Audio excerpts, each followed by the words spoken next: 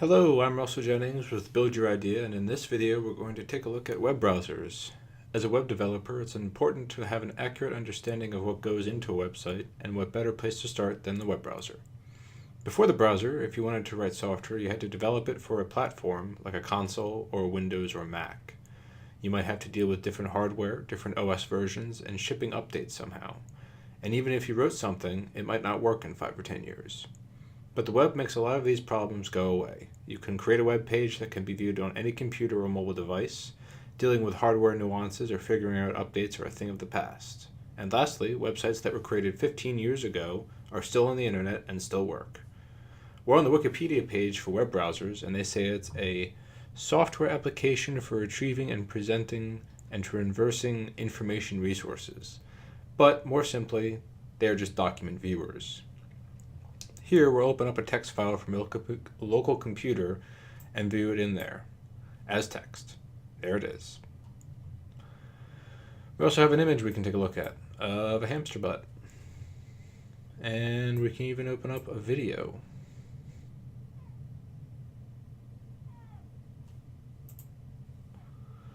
Lastly, I have an HTML document that I have on my computer that we can open up.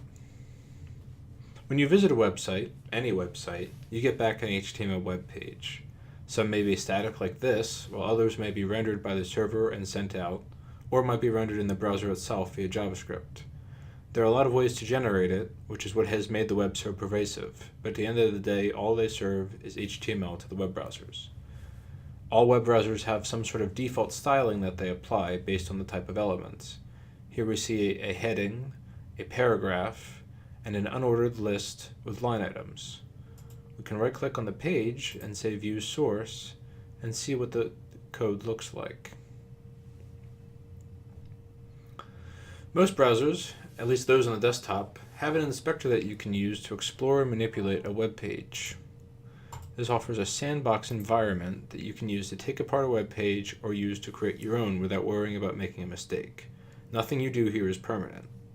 I use the web inspector on a daily basis in my web development to determine how things should look, and if you plan on building websites, it's important you get comfortable with using them. Here, we'll set the color of the heading to be red. You can see that it autofills some of the values. So we can say white, red, Rebecca purple. Let's see, where was I? Oh yes, and we'll set the line items to be blue.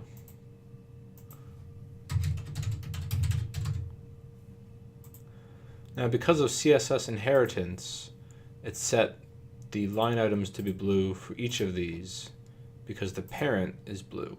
If we wanted this one to be red, we could say color red. We'll talk more about CSS later on. We can also edit the HTML of the page in our sandbox and execute arbitrary JavaScript.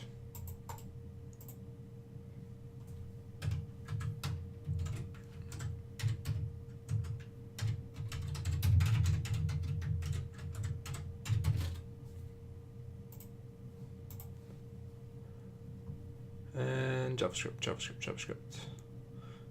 JavaScript gets executed in the console. So we can say alert. Hello.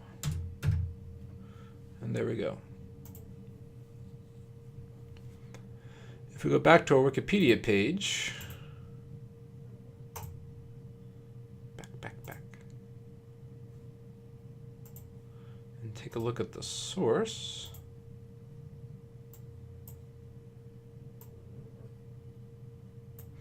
We can see up here in the head of the document how it loads in all of the resources. So for here you will see,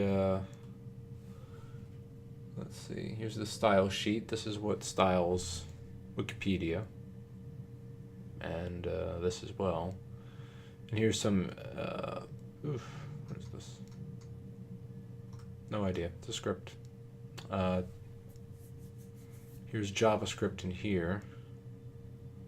JavaScript is the only language right now that is supported on browsers. And there's different versions of it.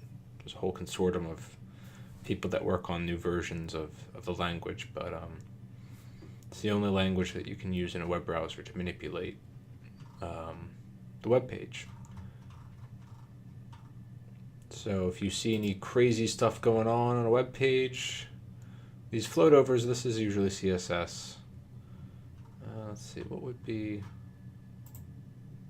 like this is probably JavaScript at some level.